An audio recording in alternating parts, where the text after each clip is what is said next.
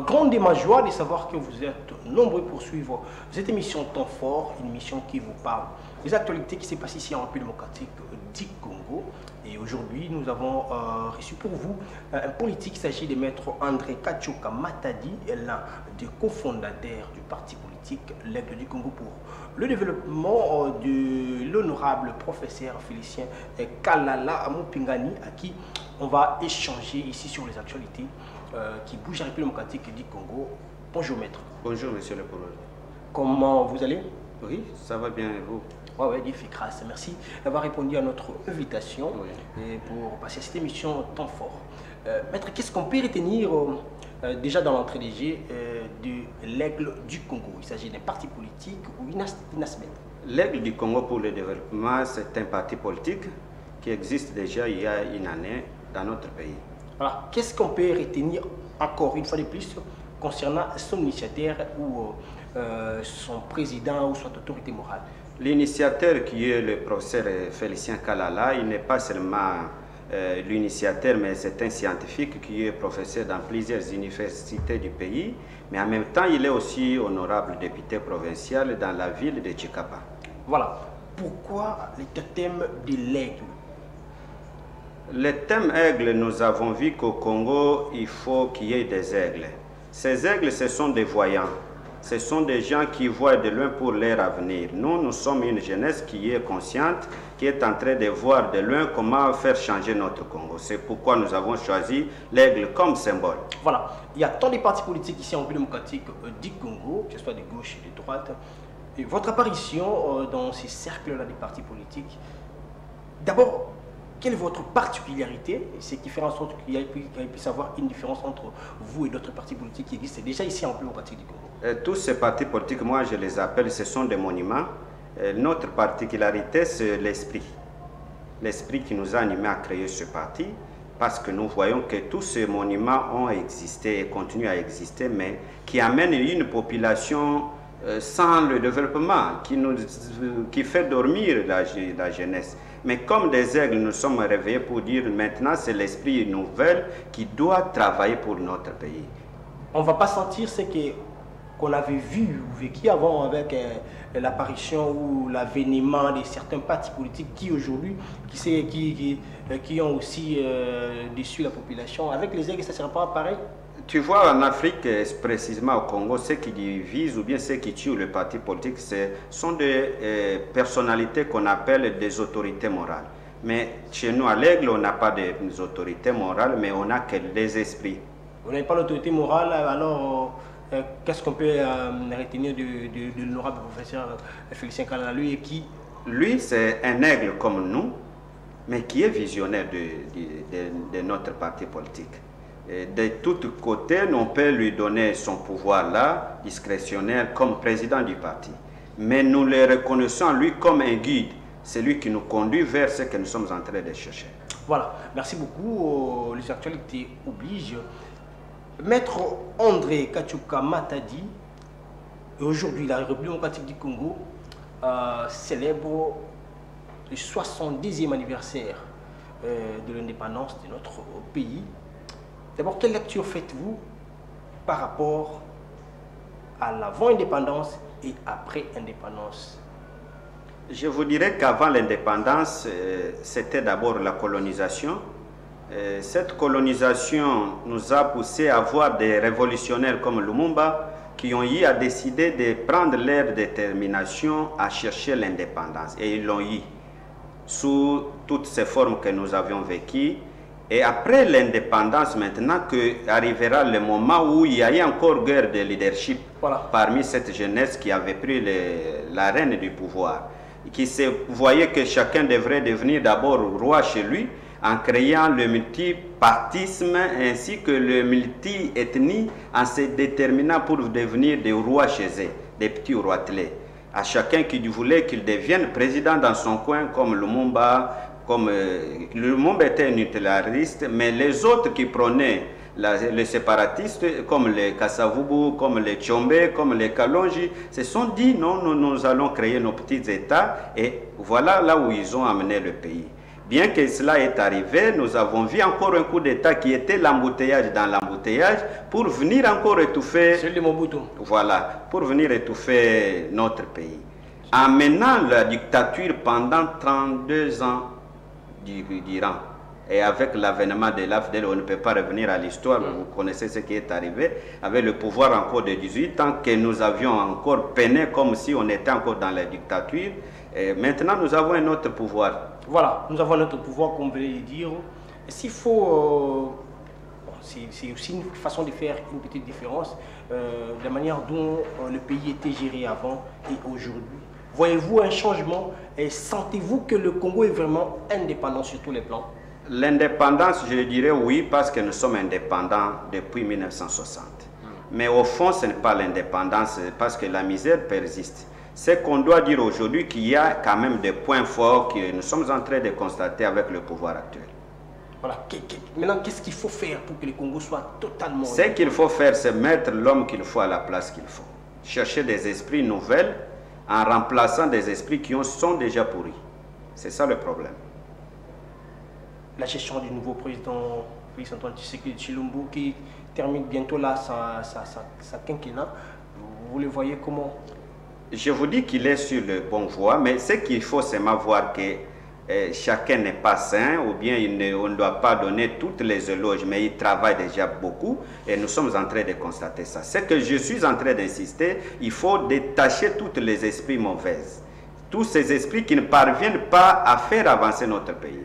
Moi, j'ai toujours appelé ces esprits comme des embouteillages qui nous amènent dans des blocus à laquelle le pays ne décolle pas. Mais si on détectait tous ces pays, tous ces esprits-là, c'est dans chaque ministère où on va détecter ces histoires et les détacher et donner l'envol à notre pays. Et voilà, 70 ans de l'indépendance de notre pays. Déjà, il n'y a pas un enfant de 70 ans. Donc, le Congo doit être déjà adulte sur tous les plans. Maître André, est-ce que la manière dont le pays est en train d'être géré, c'est entre la population et les dirigeants qui doit aménager encore des efforts pour que le Congo puisse aller dans la bonne voie, pour qu'on puisse sentir et voir, pourquoi pas aussi vivre cette indépendance? Les deux côtés. Voilà. Pourquoi je dis les deux côtés? Les dirigeants sont des guides.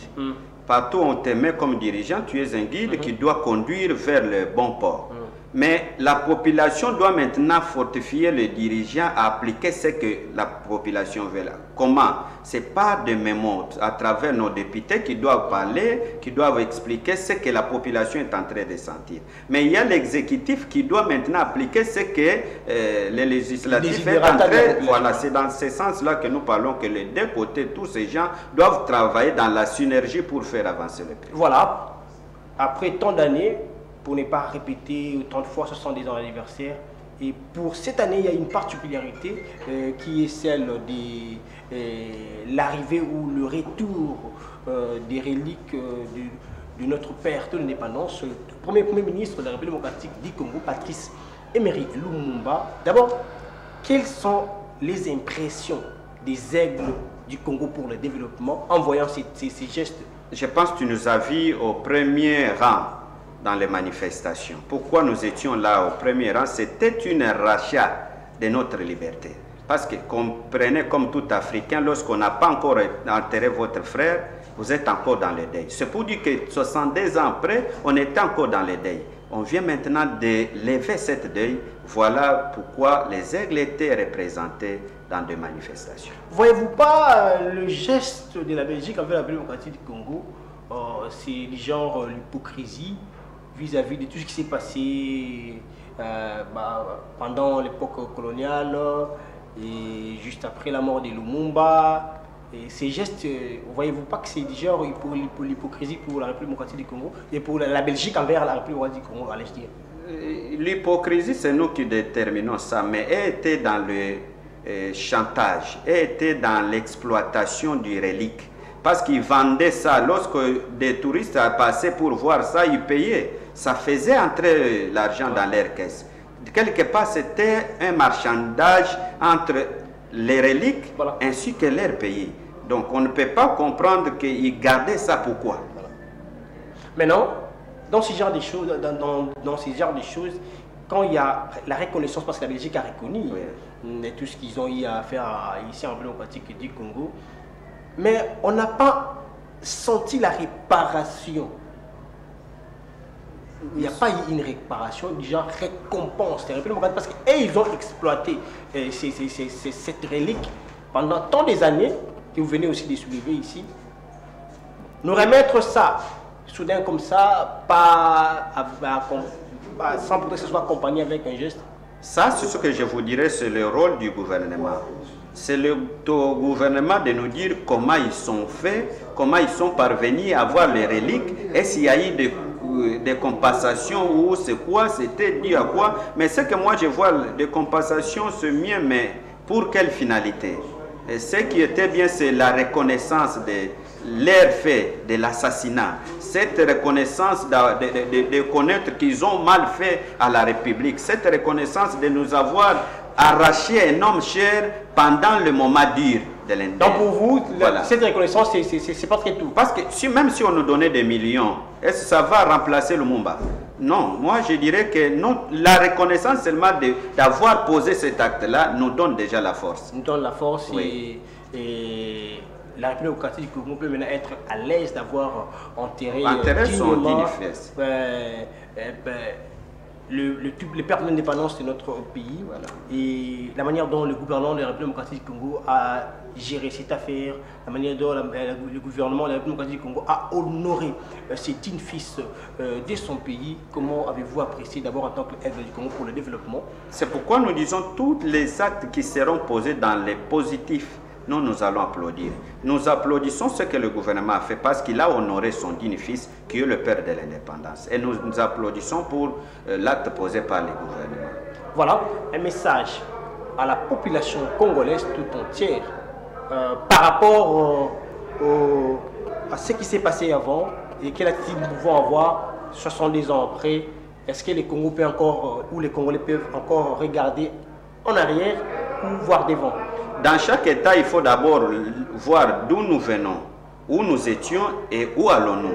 Et à ce moment-là, moi, je suis en train de dire à notre population de voir déjà de l'avant, de ne pas encore penser à ce qui s'est passé dans les négatifs. Maintenant, nous devons construire notre pays à travers les dignes fils qui seront devant nous, qui vont nous représenter comme dirigeants, à laquelle nous devons continuer à les appuyer, parce que sans l'appui de la population, rien ne marchera dans ce que le gouvernement peut faire. Voilà, le temps puisque nous parlons de tout ce qui s'est passé durant ces 70 ans, et aujourd'hui, il y a cela plus de 20 ans que la République démocratique du Congo est agressée par le Rwanda, et on en a vu, c'est déjà prouvé, il n'y a pas à nier.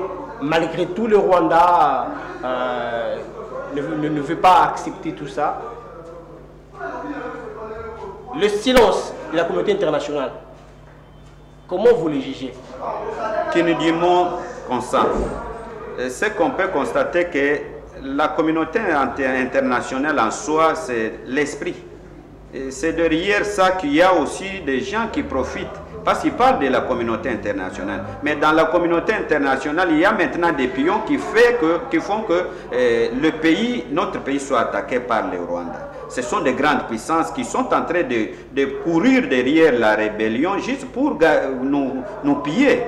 Ils sont dans leur joie en train de voir que le Congo doit être dans les désordres pour qu'ils profitent.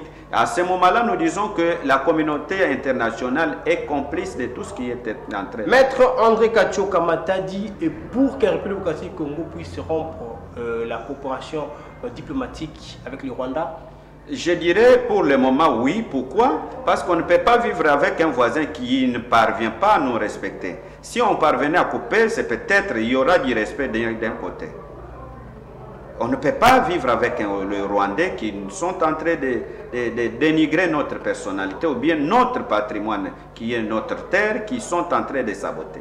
On ne peut pas continuer à vivre avec. En tant que patriote, en tant que Congolais, si vous pouvez plutôt proposer quelques pistes de solutions pour essayer de diminuer, pourquoi pas mettre fin à cette sécurité à l'Est de la République démocratique du Congo, comme l'a fait l'ancien Premier ministre Adolphe Mouzitou en proposant la construction d'un mur et renforcement aussi des éléments des FARDC et aussi une somme de 1 milliard de dollars américains pour budgétiser l'armée nationale. Bon. Moi, de votre côté, quels seraient vos... Moi, je dirais que construire de murs, c'est mieux. Mais un voleur, lorsqu'il vole, il ne voit pas de mur. Il peut aussi trouver et accéder là-bas. Ce qu'il faut faire seulement, c'est renforcer notre capacité de nuisance avec nos forces armées. Comment? En recrutant la jeunesse à partir de 18 ans. Dès qu'ils peuvent passer pour aller encore à l'université, doivent encore passer par l'armée et pour que l'armée devienne forte. C'était là une proposition aussi d'un député national, l'honorable Daniel Mbaousoukissa, si ma mémoire est bonne. Mais cette proposition n'était pas la bienvenue à la population congolaise. Non, vous savez, dans notre constitution, la loi détermine aussi quelque part que l'État peut déterminer ou bien peut prendre au moment venu la jeunesse ou bien la population pour servir dans les rangs des militaires. Ce n'est pas une imposition, c'est reconnu par la constitution. Donc vous êtes pour que la démocratie du Congo puisse commencer à, si pas enrôler, si pas comment instruire les enfants déjà dès 18 ans, de savoir comment manipuler l'arme, avoir la notion de l'armée. C'est la défense de notre pays. C'est pourquoi nous recourons à cela, c'est pour défendre notre pays. Parce que lorsqu'on est aguerri dans le maniement des armes, on va défendre notre pays. Parce que ceux qui arrivent, ils ne viennent pas main bredouille, ils amènent des armes de tout genre. Comment est-ce que nous allons nous protéger si nous ne sommes pas armés? Ça, c'est la première proposition. Voilà.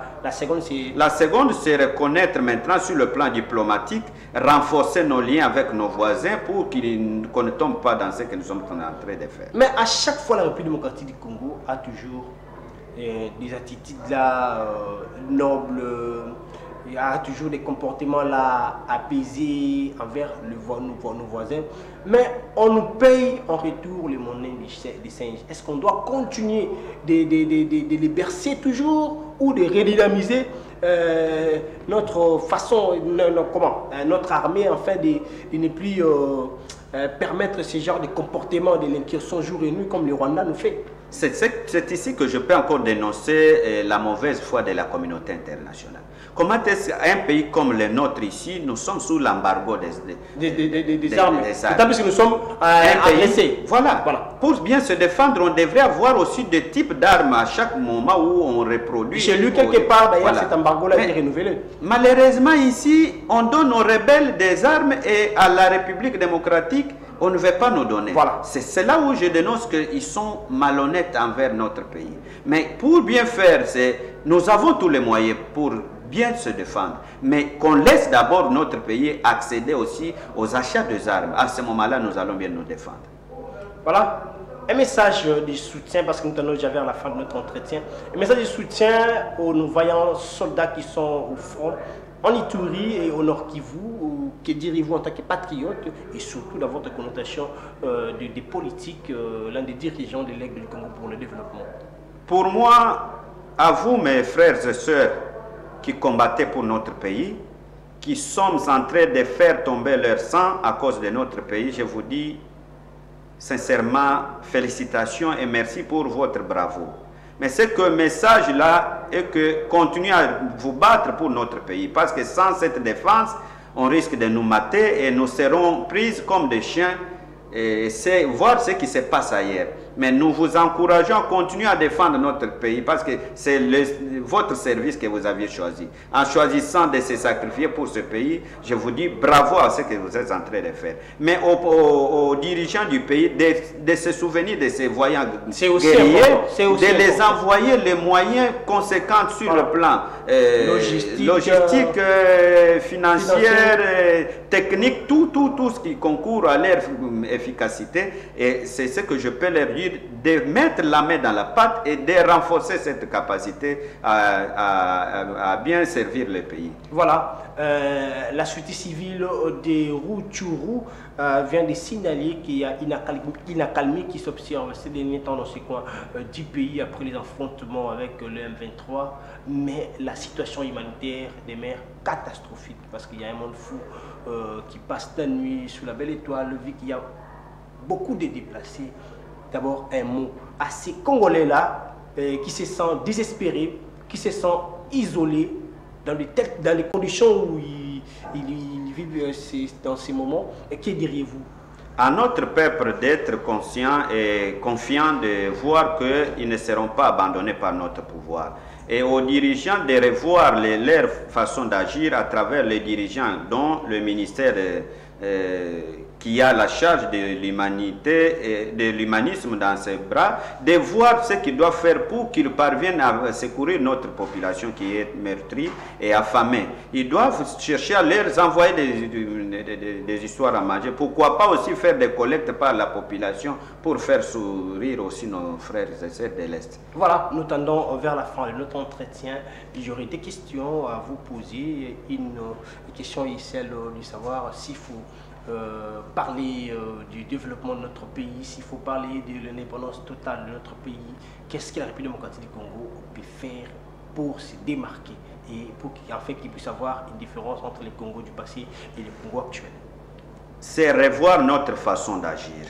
Donc le début, c'est notre mental. Chaque Congolais doit avoir d'abord enlevé l'embouteillage qui est dans sa tête. L'embouteillage dont je suis en train de parler, ce n'est pas l'embouteillage ou sur la voie publique, mais l'embouteillage mental. C'est cet embouteillage qui est en train de nous amener vers le bas. Nous devons maintenant revoir notre façon de voir, devenir d'hommes nouveaux pour que dans chaque acte où nous allons poser, qu'on voit que voilà un Congolais qui a changé, voilà un Congolais qui vient devenir un homme comme tout autre et qui agit pour le développement de son pays. Donc, en d'autres termes, c'est avoir un esprit pour le beau Congo que nous sommes en train de chercher et être déterminé à faire avancer les choses. Voilà, c'était là les propos de maître André Katchoka Matadi, cofondateur du parti politique L'Aigle du Congo pour le développement.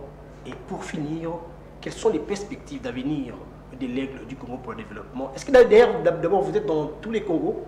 Nous sommes déjà dans tous les Congos, mais précisément nous avions déjà 4 provinces où il y a déjà l'installation effective, mais nous continuons à aller de province à province pour atteindre les 26 provinces.